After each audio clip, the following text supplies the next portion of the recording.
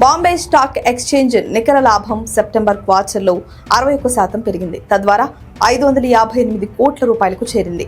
ఏడాది కిందట ఈ సూచి రెవెన్యూ 741 కోట్లు మాత్రమే కాగా 44% వృద్ధితో ఇప్పుడు 1068 కోట్లకు పెరిగింది.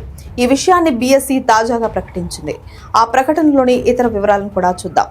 బాంబే స్టాక్ ఎక్స్చేంజ్ ఆసియాలోని పురాతన సూచి, దేశంలో బహిరంగంగా వర్తకం చేసే ఏకైక ఈక్విటీ బోర్సా. ఈ ఇండెక్స్ నికర లాభం ఏడాది కిందట 347 కోట్ల రూపాయలు ఉండగా ఇప్పుడు 558 కోట్ల రూపాయలకు చేరింది.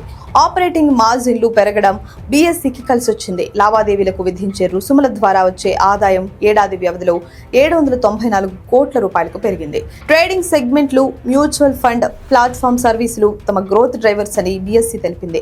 సంవత్సరం కాలంలో ఆపరేటింగ్ ప్రాఫిట్ 78% పెరిగి 691 కోట్ల రూపాయలకు చేరింది. ఆపరేటింగ్ మార్జిన్ పోయినేడాది 52.4% కాగా ఈసారి 64.7% అని వెల్లడించింది.